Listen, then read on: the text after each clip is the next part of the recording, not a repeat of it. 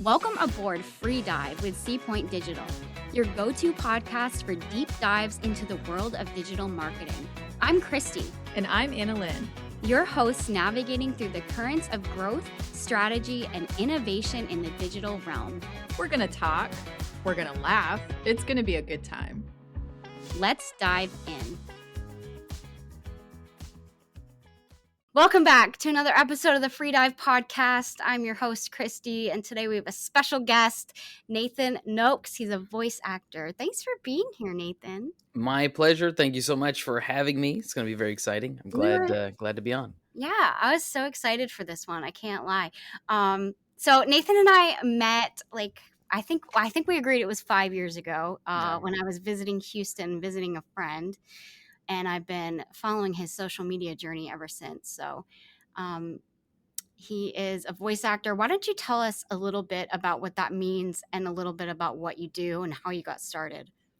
Yeah, so the easiest way for me to explain it is when you hear somebody and you don't see them, whether it be audiobooks, commercials on TV, radio, Spotify ads, animation, whatever it is, video games, that is voice acting. And I mean, a lot of people, as soon as they hear that I'm a voice actor, they say, okay, do a voice. Yeah.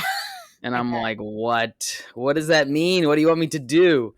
But a lot of times when they say that, they're expecting something that they've heard before. Okay.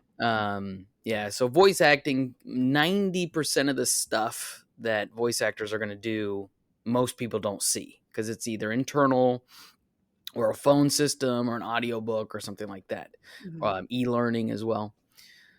But so yeah, that's kind of voice acting in a nutshell. But for me, when I first saw Don LaFontaine, he is like the godfather of modern day voiceover.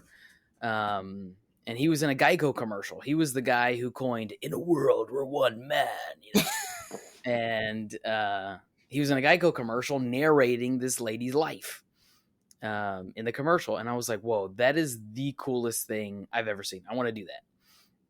And so, you know, I started learning about what was all involved. This wasn't just something that you could sit in your bed and read and make money.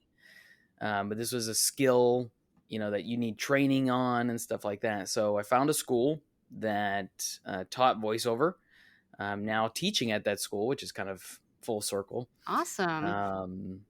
And then, and now I do it on a daily basis. It took a while for me to get where I am today, but I'm glad to be able to do it as my job.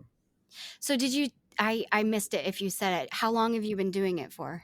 So I've been doing voiceovers full time for about 4 years, but on and off, you know, doing my day job for about 9 years. Okay. Yeah.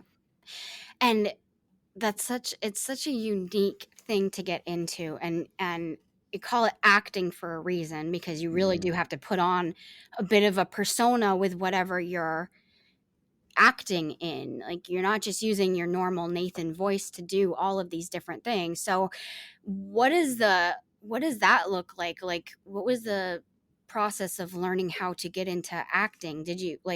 Was that kind of a process for you to learn the acting side of it in addition to training your voice, or did that come naturally to you? Yeah, and I'm still learning that. You know, I mean, you're going to get some of the best voice actors in the world that are still training. Yeah.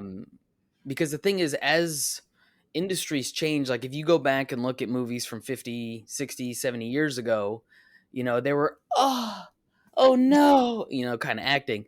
And it's all changed now. Mm-hmm. So everything now, you know, back when I was a kid, you know, we had Animaniacs and the really crazy voices. And now the acting is more neutral and natural.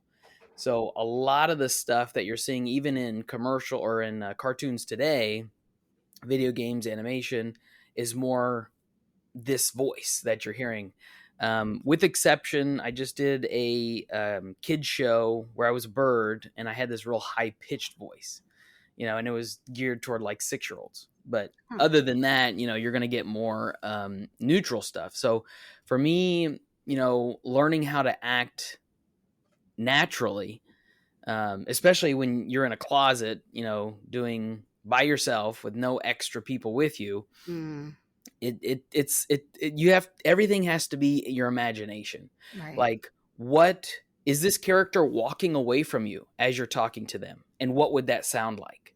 Are you happy that they're doing this? Are you upset? Did they just turn your back on you? You know, did they turn their back on you? Or, you know, what does it sound like when 500 oranges get dropped on your head? Yeah. You know, what? So you have to, in your head, you know, figure out what this would sound like and then try your best to copy that. Yeah, you really have to get into a character. Mm-hmm. Yeah. Exactly. Yep.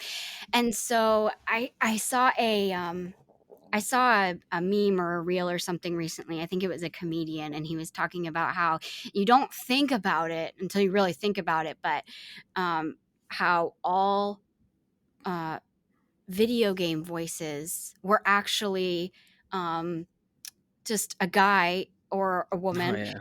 in a voiceover booth doing these crazy like animated did you see that reel? Did you Oh hear yeah. that clip? Yeah. Mm-hmm. And That's I hilarious. was cracking up at it because I'm like, that's true. You don't ever really think about that was just a normal human like you or I doing those sounds.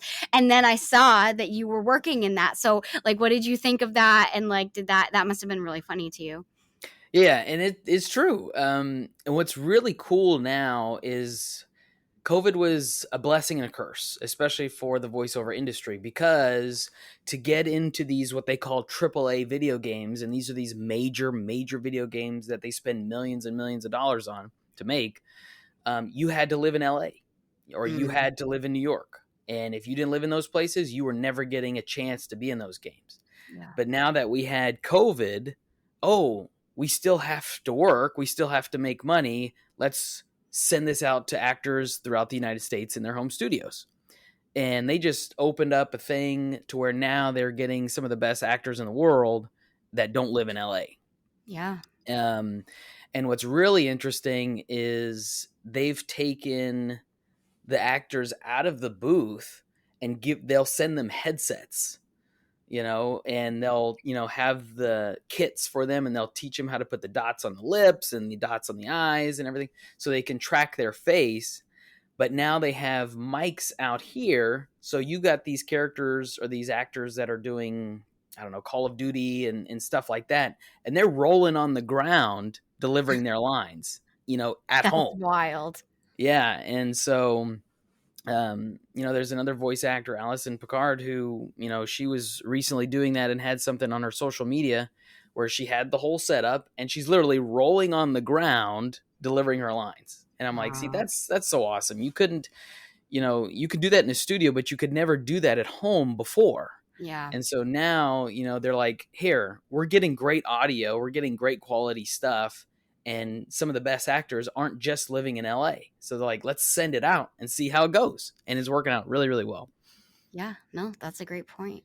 So, of all of the, um, give us an overview of some of the different types of voiceover work that you've gotten into, and maybe like what are some of your favorites that you've done or that you would like to do. Okay, so yeah, so I've done audiobooks, I've done animation, video games for mobile, Genshin Impact. I've just started working on that. Most of my day to day bread and butter is phone systems. You know, the people that you're yelling at, thank you for calling, press one for, and you're like, representative, you know. I do that every day. As soon as we get Wow. off here, I'll be doing those in a few minutes. Yeah. Commercials for TV, everything. The only stuff that I cannot stand is audiobooks, and simply for the fact that I don't have the mental capacity for that. Okay. Because for audiobooks, you know, and I've seen it so many times on social media with like, you want to make $400 an hour reading in your bed? And I'm like, no, that's not how that works, you know, Yeah. because you have to read the book. First, you have to get an idea of what it's talking about. Decide, am I going to do voices for these characters? So now you have to keep track of the characters, maybe whether you're highlighting or whatever. Then you record. So if it's like an 8-hour audiobook, it's probably going to take you a week and a half, 2 weeks, maybe even more to record because you're Mm. going over mistakes and things like that. And then if you don't have an editor, now you have to edit the audiobook. And Oh that's yeah. 8 hours of audio could take 2 weeks to edit. Yeah. So now, and audiobooks doesn't pay that great. So the audiobook narrators that are here, they love reading. And I'm like, you got an audiobook for me? I'll send it to, my voice actor friends that love doing audiobooks. Can't stand it. Hmm. Yeah, I wouldn't Video have thought of all games. that. Oh yeah, it's insane. It is crazy. And so, the one audiobook I didn't have an editor, and it took forever. And I'm like, no, never again. Yeah. Animation's a lot of fun. Animation's a lot of fun. When I got to do, there's a show called Lola on Board. It's a 26 episode, first season's 26 episodes, where this 5-year-old girl or 6-year-old girl goes on a cruise with her grandma while her parents are on a business trip for a month. And she befriends this bird who, gets in all kind of trouble and mischief and all kind of silly things with her. So I just finished season 1 on that. It'll be, unfortunately, won't be playing in the United States, but I'm trying to get a copy of it. So we'll see. And who do you play in that? His name is Gozo. So he's this little white bird with a blue hat. And it was so funny. So I had a blast playing him, but he has a twin. And it looks exactly like him, just has a red hat. And I'm like, oh, hey, I was talking to the producer. I'm like, hey, I can do a voice for him if you want. And like, oh, no, we got a voice. And I heard it. And it's like this super deep, gravelly.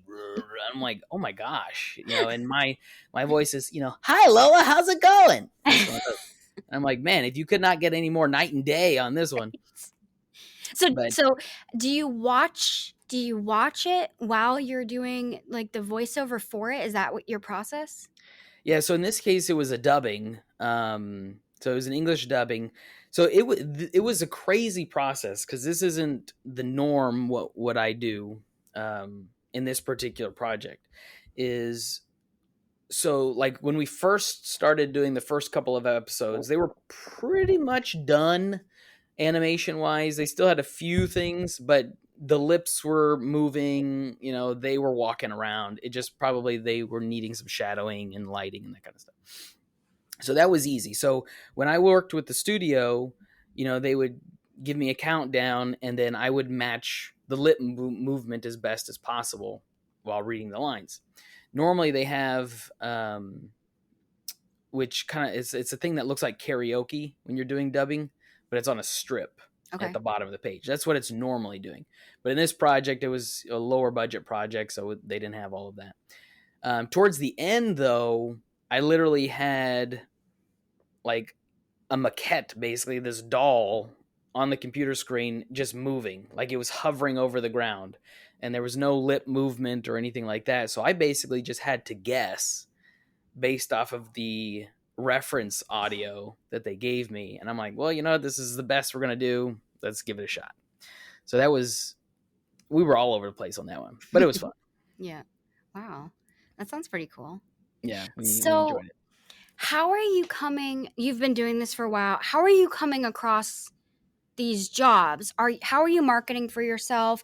How have you found the best way of marketing? Are you on social media? All those things. Yeah, so most of my marketing is going to be on LinkedIn and email. And so I use them together to find the emails for those folks, because I'm only looking for voiceover buyers. A lot of times, sometimes I'll connect with other voice actors that, I look up to, those kinds of things. But I'm not trying to find other voice actors. You'll get referrals from them. But other than that, looking for buyers. So usually I'll send them a quick email. Hey, my name's Nathan. This is what I do. If you need anything, let me know. I'm out. And then that's it. And then maybe once a quarter, maybe twice a year, I'll follow up with them. And I've gotten jobs that way. There was one interesting thing with the Lola on Board project. They reached out to me and they're like, hey, we saw your email. And I'm like, I never sent you anything, and they're like, wait, what? I'm like, yeah, I never sent you an email. So I still to this day don't know how they contacted me, but Weird. they found my stuff. Huh. And then a lot of my other stuff comes through talent agencies, through agents, managers, that kind of stuff. They can get into the markets that I can't get into. So I wouldn't say a lot. I would say maybe 40% of my work comes through the agents, and then the rest of it is through referrals, emails, and LinkedIn. Okay. So What have you found social media has been a good source for you? And when I say social media, I guess I'm primarily referring to if you're on Facebook, Instagram, Twitter, if you're on, I don't know if, or if you're on TikTok, Mhm. anything like that. Yeah. So social media, like each one to me is going to be a little different for what I use it for. For example, my Instagram is more of just, hey, we're chilling, not doing anything crazy. I'll do my role announcements. I'll do things like that. Um, but really, a lot of my marketing is going to be on LinkedIn mostly. But like Twitter or X, I connect with other voice actors there, see what's going on in the industry. Instagram is just fun stuff like, hey, this is what I did this week, or, and I'm starting more now to connect with producers and videographers and other businesses on Instagram. Facebook, to me, I have not unlocked Pandora's box on Facebook. I don't use it at Hmm. all. Yeah. I've never really found a use for it. Hmm. Um, but again, it's because I don't really know how it works. So Yeah. yeah, I'm like, I haven't been on Facebook in forever. Yeah. So anything that comes from my Instagram will automatically get uploaded to Facebook. So I'm like, well, it's connected, so I don't need Yeah. it. Yeah. Yeah. Um, but yeah, most of the socials and stuff like that, it's just kind of, I'll still do marketing there, but it's less towards the bigger studios. Okay. Yeah. And what have you found has been like important as far as like client relationships? Do you get a lot of return clients? Like, have you fostered good, um, like, like in client relationships? Have you had a lot of comeback because you've had good relationships with clients, or is it kind of like a lot of one-time deals and then you move on? Yeah, I've got quite a few return clients. One of my biggest clients was a referral from a voice actor, and they work with me every day, day in and day out. Okay. It's my biggest client. But the biggest thing is with these return clients, because COVID created so many what I call COVID voice actors. And so people, they're like, oh, I got laid off, or oh, I have nothing else to do. This is kind of cool. Let's try it. Yep. And so, as veteran voice actors, we have to, develop that relationship by sending super crisp, clean audio Mm, that a lot of new voice actors that don't know what they're doing. So they need to be taught that. And then also, because I'm doing this full time, I can send the audio immediately. Like if they need it, hey, I needed it yesterday. Don't worry, I got you. I'll send it in 10 minutes. yep. And so by doing those things and developing that relationship with them, they're going to keep coming back and keep coming back. Because one of my clients who does tours, audio tours for colleges, that's what I do. And they're like, we love your audio. It sounds super good. The people we've had before, you can hear an echo or a tingy sound. Um, and so they'll keep coming back because I can deliver, top audio quality super, super quickly. Whereas some of these newer voice actors can't do that simply just because they've got a day job. So that raises a question for me. How much training did it take for you to learn how to use your tools? Meaning, um, how to record audio properly? What kind of equipment to get for yourself? Because I do a great portion of that myself here, and figuring out how to edit audio properly is no joke. Yeah. So, like, what was that looking like for you in the beginning? Oh, it was insane. I had no idea what I didn't know. Yeah. Um, so I really couldn't, like, if I went back today and listened to the audio, I'd be like, oh my gosh, I I'd do be that like too. throwing up all over it, you know? Yeah. But Yeah. you didn't know what you didn't know. Correct. And Yep. so what I did was, even now I'm refining my audio. And so I've got, resources and people to assist me. Excuse me. But um, YouTube videos like crazy. University of YouTube is what Yeah. I went to. Yeah. And then learning, like, for example, the plosives, how to get rid of those in, EQ band Yep. or an plugin, Yep. how to, because a lot of these newer voice actors are going to like destroy their audio by adding all these plugins and doing this and doing that and compression and everything. And so learning what the studios want is they're like, we just want raw audio. We don't want you to do anything. So I'm trying to figure out even today, what is the best way to keep your audio clean, but also raw at the same time. And so what I'll do is I'll just usually normalize it, which means bring it the full audio, to a certain decibel level. So I usually keep it around -3 dB, and that's about it. I used to even do what they call a declick, which kind of gets those mouth noises out. I don't even do that anymore, Hmm. because they want to be able to touch the audio to the way they like to. So less is more. It really is. And it starts by, I mean, with anything, like by recording your environment Yeah. the best you can. Having the best environment, I think, makes the best recording.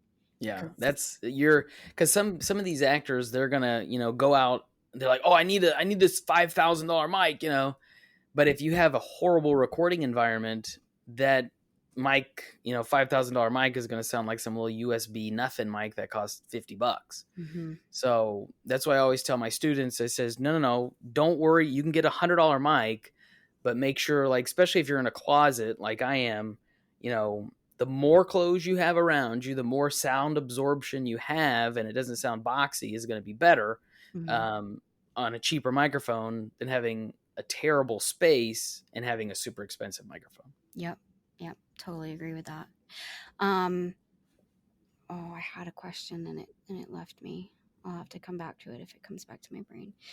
Um, Going back to work and referrals and stuff, as I've watched you on your social media just through time, how have you found that, like, being in the voiceover community has benefited you in your work? Sometimes I see you like, hey, I know this client's looking for actually someone not in your own demographic, like someone that's actually Spanish or whatever, and you try to refer out another job. Like, do you find that is a return for you?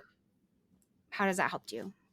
Yeah, absolutely. I like to say that the voice acting community is the best community there is, especially in entertainment, because in Hollywood is a dog eat dog world. But Yeah. voice actors as a community, we do everything we can to help each other, simply for the fact that we're by ourselves all the time. We never get to see each other Yeah. unless, we're doing like a Discord or we're at a convention. We'll do those. But the thing is, I wouldn't say all, a ton of us are like, hey, if you scratch my back, I'll scratch yours, kind of thing. And so I've had voice actors that they're like, hey, we've been following you. We really like your stuff. I have a client that needs help with this.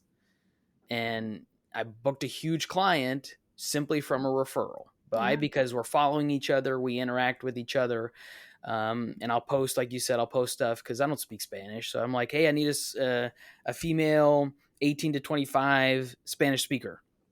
And they're like, fantastic. So now you're developing two relationships. One with the client, who's like, man, this guy was quick. Thanks so much for sending him over or Yeah. her over, or whoever.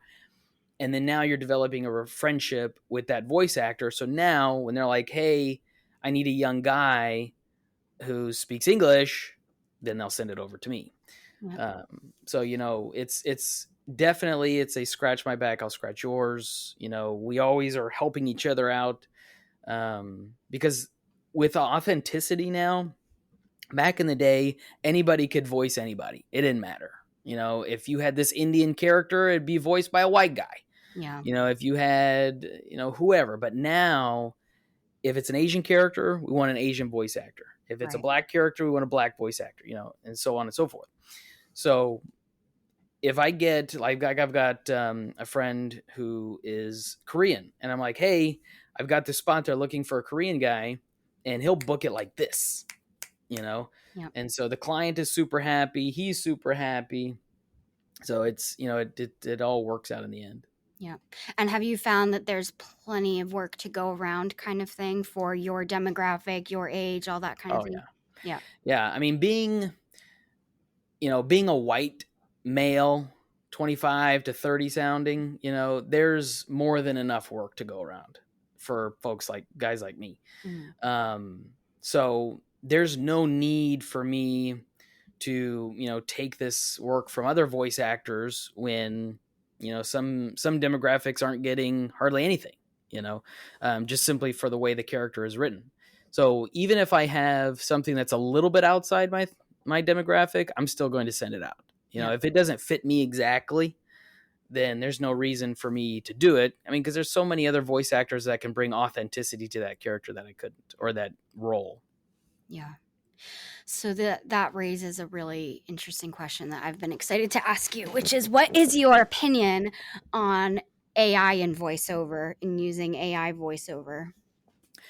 So my thing, a lot of people were terrified.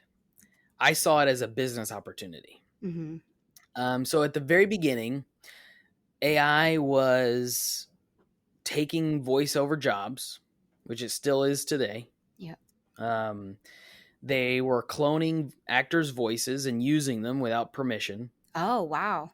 And there was another voice actor the other day who he found, that they redid 30 videos that he originally voiced.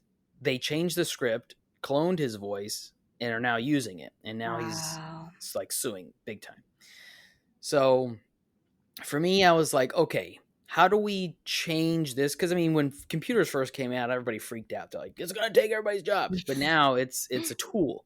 Right. So I said, how do I make AI a tool? So there's a organization called NAVA, which is the National Association of Voice Actors, and they have a AI writer, basically, which you pair with a contract, saying, okay, you can use this clone of my voice, but only for this, and this, and you have to tell me when it's being used. And if Okay. not, and I find it, litigation's going to happen. Yep. Excuse me. So I'm working with, and what's really interesting is I'm working with two companies who've professionally cloned my voice. They don't send it out to any clients. We had extensive conversations about this. So after I sent it, we agreed, we cloned my voice. Because I'm like, hey, that's passive income. Because Right. some of these clients don't have the big budgets that these other companies do for session recordings, for usage charges, all of that stuff. And they're like, we just won this little thing for our 30-second animation. So I'm like, okay, great, use the AI voice. It's not going to sound amazing because it's AI, and you can pay half the price because you're not using me. And so I'm like, I'm not working, I'm getting paid, and it's great. So I asked them the other day, and I'm like, hey, how's the AI coming? They say nobody wants it Huh. because they still want the human touch. Because at least at this time, AI does not have that human touch. You can't direct AI. So if, they're like, oh, we want that a little bit sadder, you can't do that right Right. now. Right. So I saw it as a business opportunity. I still am, but very cautious about what jobs I'll go to, because they've had some guys, they'll hire the voice actor for the thing and they want to change one sentence, so they'll clone their voice and redo that one sentence and then that's it and not say anything. Well, they should be paying for that. Yeah. So there's been so many voice actors that are suing, and NAVA is going to the Senate right now to pass bills to make sure that people don't steal our voices and use them unethically. So if a company wanted to use AI voices, how would they know which sites are using voice actors' voices ethically and which ones are just stolen? Like, how would you tell? In That would be a question for Karn Gilfrey, who is one of the presidents of the National Association of Voice Actors. Her and Tim Freelander are working night and day to try to figure that exact question out. They're trying to answer that. So what they're working on right now is this beta tested program where voice actors will upload their voice and then it'll scour the internet to find your voice. And so it's like, okay, yes, I did that, or no, this is AI, I didn't do that. Mm-hmm. And, like for example, 11 Labs, you have to look at the fine print because sometimes they'll say, oh, we can use your clone for whatever we want to.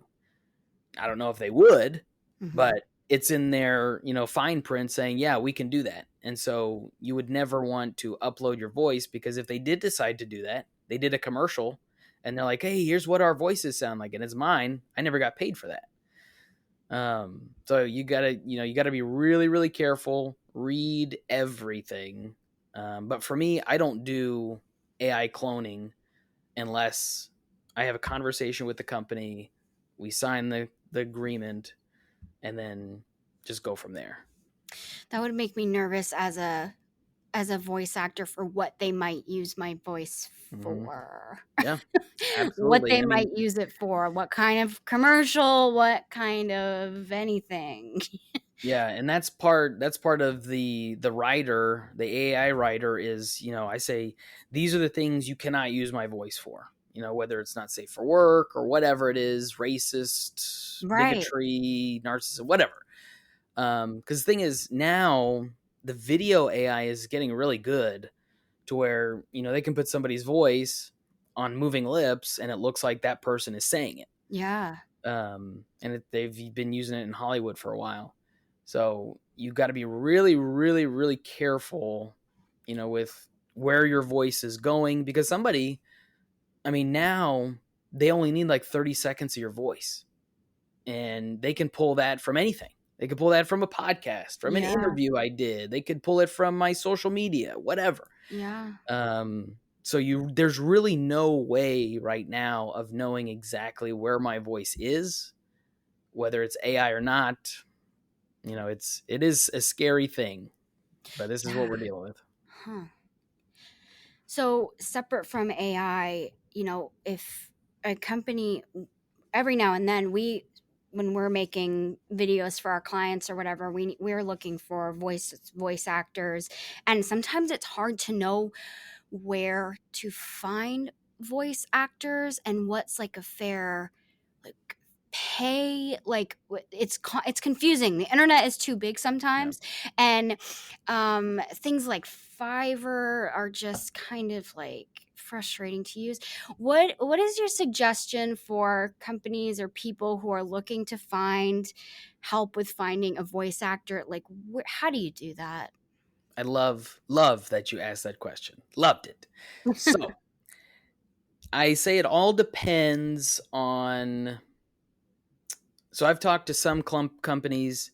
They love using what they call the pay to play sites, which is voices.com, voice123.com, because they say, "Oh, we're shooting videos out, 3 or 4 times a week. I don't have time to scour the internet to find these people. I just need to put up an audition, get auditions back, and then go on with my day."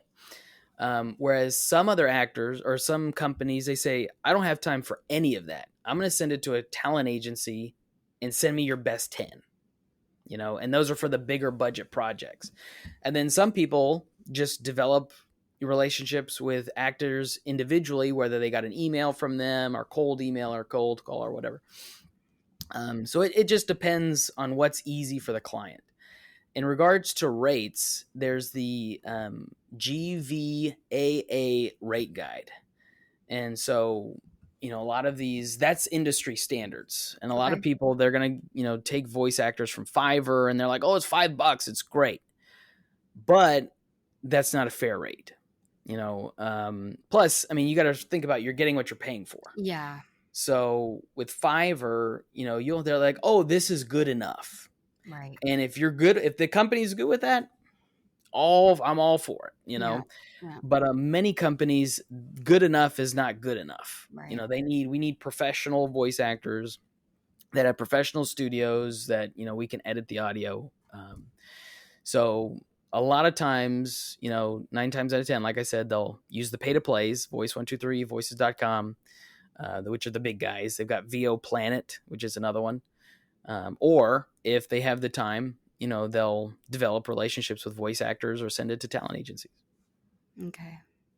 Yeah, one of the most complicated projects we did, it was years ago. We were making a commercial and it was 6 different characters in the ad. So we had to find a voice actor for like a Hispanic man, a black woman, a Korean man, a white woman, and then like a black man. And then, so it was like I had to source all these different Mm-hmm. races and ages, and it was like, how am I going to do this? And so when we run across things like that, I'm just like, I don't even know how sometimes. Like it was very complicated. And again, things have progressed so much since then. But like I Yeah. said, the internet is so big. Yeah. It's like, Yeah. what is fair pay, and how do you even, so it can get scary out there looking for Yeah. that. And what's interesting is even some agencies, like video agencies, they'll even have a roster of talent. So they'll have like, you know, 20 male, 20 female, and now, you know, what's really getting popular is a non-binary LGBTQ list. So Mhm. they're like, if the client specifically wants this, okay, I've got 30 people that I can use. I'm going to send them this audition, get back the best 10, send it to the client, and be done with it. Yep. A lot of times they find that much easier than spending the money on the pay to plays, spending the money trying to find through talent agencies. They're just like, I want to do this quick. These 20 people I love, let's use them. Yep. Ready to go. Yeah. Yeah. So So what about someone that wants to get started in voiceover? You said that you went to school for this and now you're teaching at that school. Tell me a little bit about teaching at that school and what that means for you, and how you started doing that. yeah, so voiceover, people think you're like, oh, I'm just reading and I get paid for it, which couldn't be further from the truth. Yeah. Because to read for voiceover, even with the different genres of voiceover, is going to be different. So getting that training is super important. And so the way I train, or I trained at a company called Such a Voice, and has, you know, I was eight almost 9 years ago, is changed night and day from when I was there originally. But we go through acting, how to act in front of the microphone, you know, how to say certain things, how to sound conversational. Because a lot of voice actors, when they first start, are sounding like they're reading, you know, words on a page. Mhm. And obviously nobody wants that. And so now, with commercials, the trend is just talking to a friend. I see that every day on what we call specs, and that's how they want the script to sound. Mhm. And they're like, okay, we want conversational, talking to a friend. If I had $1 for every time I'd see that, I'd never have to do voiceover again in my life. Um, but we have conversations every day. Right. But reading in a conversational tone is the hardest thing a voice actor can do. I don't know why it's so difficult, but it is, because you're reading words, I guess, that are not your own, Yeah. which is probably what makes it more difficult. In So lots of different tones, so many yeah, different tones. exactly. So mastering the conversational read, is that'll, you know, and being authentic to that read will bring in the big money, but you got to get there first. So that's what I try to do with my students is we'll go through scripts, and I like to use actual scripts, not just some made up scripts that are on some script website to practice, because, you know, scripts change on the daily. You know, commercials from 5 years ago are not the same as they are now. So I'll take scripts that I'm getting for auditions. Obviously, if it's under NDA, I don't share that stuff, but stuff that's open and out in the world, I'll share that with my students, and then we'll go over it. Even commercials that I've booked, we'll go over those scripts with them. So, and then even like I've got to make sure that the script's attached to their voice. So if it's some Maybelline commercial, I'm not going to give it to this buff rough guy, Yeah. because it just doesn't work, Right. Right. Um, but yeah, learning how to read for voiceover is super important. So training before they even get a studio. I'm like, you need to train first.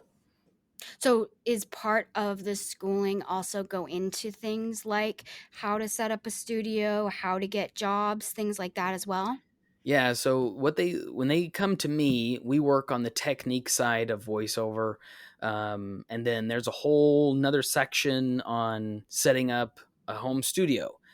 They even have a home studio set. So if the student has no clue, we'll send them the mic, the interface, the headphones, all of that stuff. So they have a starter studio to set up with. Wow.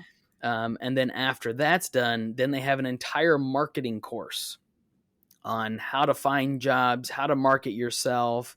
They even have a temporary website that you can use for your own page until you get a full on website.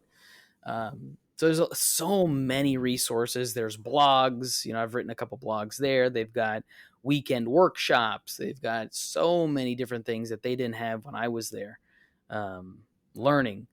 But yeah, it's an invaluable tool. And then once they leave or once they're done with the course, they're still part of the membership, I guess you could say, where there's so many resources that they can still use. They've got a Q&A bi-weekly session that they can talk to other voice actors, professionals, and learn from there. Okay. And what do you think is required for someone who wants to get in this to get started? Do you need a particularly extroverted personality and sexy voice in order to be a voice actor? Or like, what do you have to come with? Yeah, so that is, and I've talked to so many people, and I'm like, hey, you could do voiceover. They're like, yeah, but I don't have the voice. And I always ask them, what is the voice? Right? Because they're always like, they're thinking of the James Earl Joneses and other. So then I say, how many times have you heard James Earl Jones on an Aleve commercial? Never, Right. right? You Yeah. hear normal people. And that's the beauty of voiceover is they want your sound. They're like, yeah, but I got this weird voice. They want that because that's the authenticity. Mhm. And I've even talked to some women who have particularly deeper voices and they're making big money because they don't want to hear these little high-pitched little girls. They're like, we need something different. Yep. We want something one we'd never heard before. And then Mhm. they'll start using these people with these voices that are not your standard voice, if that's even a thing, because they want everyday people. And with the Gen Z and the millennials or after the millennials, they can smell BS from a mile away. Yeah. And they're like, no, we want authentic people. Yep. And now what I've been seeing is they'll hire outside of voice actors to find these actual people. So they're like, oh, you're an actual blogger or you're an actual poet. Let's use you, Hmm. and then we can direct you from there. So, if you have that authenticity, it doesn't matter what your voice sounds like. And I mean, we can train you to read for voiceover. Yeah. We want everyday people, Yep. Huh. which is, yeah, it's cool. It's because I obviously I am not the James Earl Jones. I'm not, the Morgan Freemans of the world. But I've made a good living using this voice that I'm using right now. You have an easy voice to listen to, though. Oh, thank you. Thank you. And I think some people hear back their own voice, like I hear all the time, and I record a lot of people. They hear their voice back, especially being recorded, and they cringe. They're just like, I Yeah. hate my recorded voice. I've never felt that way about myself. I don't know why like I kind of, it's funny to me when people say that. I'm like, why? That's what you sound like. Yeah, exactly. I don't know. I've heard that too. And there's been situations where I'm like, even for this Genshin game, I was like, there's no way I'm getting this. I'm just going to audition and move on. And they're like, yeah, we like it. And I was like, wait, what? And so I always tell, especially new voice actors who say that, they're like, oh, I hate my voice, but people tell me I should do it. I said, let them enjoy your voice. Yeah. Let them enjoy it, because what you don't like could be somebody's "that's the one" voice. Mhm. Yep. Um, and so, I mean, and those who have hated their voices, they've eventually got over it, and they're like, okay, it's fine, whatever now. Um, but I'm like, yeah, don't discredit yourself just because you think you don't have a good voice. Yeah. Everybody has a good voice. Yep. It just depends on what the project is. Yep. And this for you just kind of started, you said, out of a passion because you heard a commercial and just got excited about it. Is that true? Yeah, because I've always been a creative. I've Mhm. never been like, my wife's a nurse. I could never do that. Yeah. I'm like, for those people who can do that, I am, all for it. You go do it. Yeah. I'm gonna be the creative type. Same. Yeah. Same. So for me, I was like, man, I didn't even know that was a thing. I didn't know that Mhm. was a job. Yep. And I was like, man, if I can do that, oh man, this would be so much fun. Yep. And it's been fun for the last 9 years. Now, it's a lot of work, Mhm. and you have to be motivated. You have to be motivated. Yeah. Um, but as the work, once the work starts coming in, it's like, oh, this is a blast. So much fun. It seems like there's a lot of different elements of it. Like it's the outreach and getting jobs and the marketing, and then it's also the recording, and then it's the editing. It feels like there's a lot of different things that you have to do. It's not just recording voiceover. Is that true? Yeah. I would say marketing is probably 90% of what I do. Wow. And now I've got it to where it's automated. And some people are like, oh, that's the worst thing you could possibly do. Well, I have different automations for different job titles. Okay. So, I've got automations for, an audio engineer or a video editor, a production company, certain things like that. So now I've got it to where it's automated, so I'm not spending as much time on it. But yes, it's marketing, editing, actually reading the script, figuring out what they're trying to do the actual recording, send it off to the client, make them happy. And then sometimes they'll do sessions to where they want to connect to your studio. So we use a program called Source Connect, and online they can record on their end from my studio.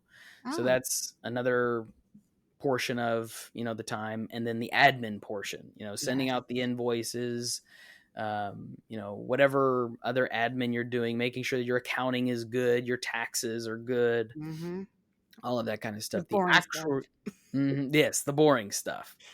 And unfortunately, that takes up majority of the time. Mhm. Whereas doing the actual recording, is maybe 10% of it. Yeah. Yeah. Still makes it worth it though.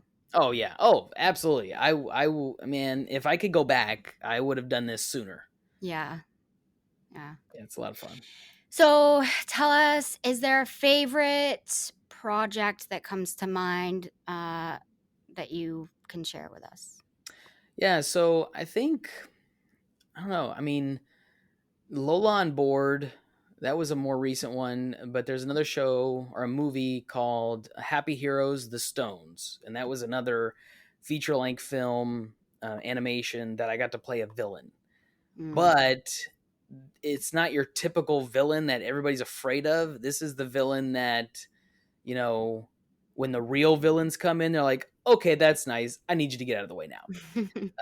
Nobody really took him seriously. So he was one of those where there was one scene I liked where he came out of the ship, the door closes and he's standing there, looking at this vast wilderness, and his assistant comes out and the door smashes him. And he's like, get off of me, get off me. So he's a goober.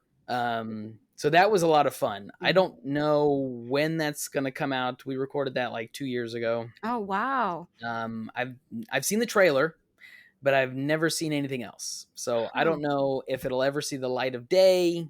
Who knows? And then the Lola on Board being that, because that was my first dubbing project. Yeah. So that was crazy. That was definitely a learning experience for sure. But those two are a lot of fun. And then, now getting into Genshin Impact, video games. Video games is a different beast. Yeah, I would It's think. a whole different beast because you have zero context of what's happening in your lines. Yeah. So now you have to create this world, based off of what the director tells you in that moment. And you're like, okay, now I have this line. What am I supposed to do with it? Who am I talking to? What are they saying? And so you have to get that information from the directors and the booth directors and just do your best. Do you get to You see what they look like or anything, your character? sometimes. And the original, so like to talk about Genshin for a minute, when I first auditioned, I had no idea what it was for. I just knew the project was code named, the character was code named. So I didn't know if it was a video game, if it was animation, no idea. Hmm. And so then they're like, "Hey, can we do a redirect with Nathan?" And this is coming through my agent as a third party. And I'm like, "Yeah, sure, I'll do a second audition. That's fine." So I sent it off, and then like a couple days later, they're like, "Hey, we want to redirect him this way. Can he do a third audition?" And I'm like, "What in the world?" I'm like, "Yeah, sure, that's fine, I guess." And they did a fourth one, and they're like, "Hey, we want to try to do it this way, a little more matter of fact." So I had no idea I was getting called back. I just thought it was just they were redirecting, doing an audition, and I'm like, "Hey, they can, if they want to do a directed audition, we can do that instead of just doing it over email." And so then they're finally like, after I don't know, a week and a half, they're like, "Hey, we want to use Nathan. Here's the information, and here's what his character looks like." And so I play Auroron in Genshin Impact, who will be coming out pretty soon. But I had no idea who he was, what he looked like or anything, which I think kind of helped too because it brought my style, my voice to the character. So we've recorded a little bit so far, but what I've seen, I'm like, I don't know what's happening with this guy. I've got a little bit of a backstory for him, but what's going to happen in the future, we'll have to see what happens. Do you picture yourself playing this game once it comes out? Oh, I've already been playing it. Okay. I've already been playing it. So yeah, Genshin Impact I think came out in 2020, and they do updates to it. Okay. So what they'll like the 5 point or the 4.8 just came out. 5.0 is going to have a whole new setup, a new land, new characters, all of that kind of stuff.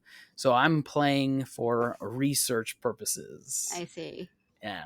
But a lot of people that I know, my family and friends, they've played Genshin. So I'm like, okay, so what is this? What is that? Why are people wanting this? Why is this important? Mm-hmm. So now with this knowledge, now I can come back to the character. Having and play him. context. Yes, having some context and playing. And then I love seeing the theories. Because when the trailer came out where with my character in it, it literally flew past me. And that's it. So we don't know anything about this character. All we have is we've seen what he looks like. Huh. And he's standing next to a huge character, and they're like, "Oh my gosh!" And the theories are going wild. So it's cool. That's exciting. That's really exciting. Yeah, it's a lot of fun. So who knows? So what's next for you? Do you have any like new goals for yourself or big projects coming up or anything like that you want to do? Yeah. So there's Atlas Talent Agency is a huge talent agency. It's national, and I've been knocking on their door for the last almost 4 years now. So been working on them, trying to get on their roster, and then now radio imaging is what I'm doing now, and that's a lot of people are like, "What's that?" It's when you turn on the radio and it's like 104 KRB, that. So the voice actors that do that's a whole genre in itself, and it's a very small world. Okay. So for me, I'm going up against radio veterans who've been doing this for years. So that's going to be an interesting genre to break into. But I've gotten a lot of help. I've gotten a demo. An audio demo done, so it'll be interesting to see. But yeah, that's a big project for me right now. And the talent agency would be able to help you find like bigger cool jobs? Is that the goal? Yeah, so the talent agencies have the relationships that I could never have. For example, Cartoon Network, Netflix, Nickelodeon, all of those, Pixar, all of those kinds of things, because they've got their foot in the door because they are a talent agency. Whereas normal voice actors, you would never be able to even look in that direction. Mhm. But yeah, they've got really really big stuff going on. So we'll see what happens. Yeah, that would be awesome. We'd love to see you out there. Yeah, me too. Me too. So, all right, tell us how do we find your school? Where should we find you on social? Tell us your website. Give us all your plugs. Yeah, so you can see my Instagram here, Nathan Nokes VO. That'll pretty much be everything. So if you just Google Nathan Nokes VO, you'll see my website, Nathan Nokes Voice or NathanNokesVO.com. All my information is there. I'm on X, Nathan Nokes VO, Instagram. Those are the two big things I check. And if you want to follow me on LinkedIn, it's Nathan Nokes Voiceovers there. So don't be a stranger. I don't bite too hard, at least. So come on over. And the school that you teach at, did you? Yeah, so that's Such a Voice. So Such a Voice is an 8-week course that works with just me, and then there's additional courses that are part of that go into marketing, like we talked about, on all of those kinds of things. Such a Voice is, it's an investment, like most schools are. Mhm. But if you're not looking to invest heavily right now, I also do coaching one-on-one, which some people, they like to just try it out for one session to see how it is, because it's way cheaper than jumping head first into something that you may or may not want to do. Yep. Perfect. Okay. Well, thank you so much for being here. I feel like we learned a lot in just a little Thank bit of you. time. I'm So glad to help. yeah, we appreciate it. So maybe we'll have you back in the future. I'm sure with AI changing, we could have a whole Yes, new conversation in the exactly. future. So, Who all knows? right, everyone, make sure you follow Nathan, and thank you again for being here. And we'll catch everybody next time. Thank you.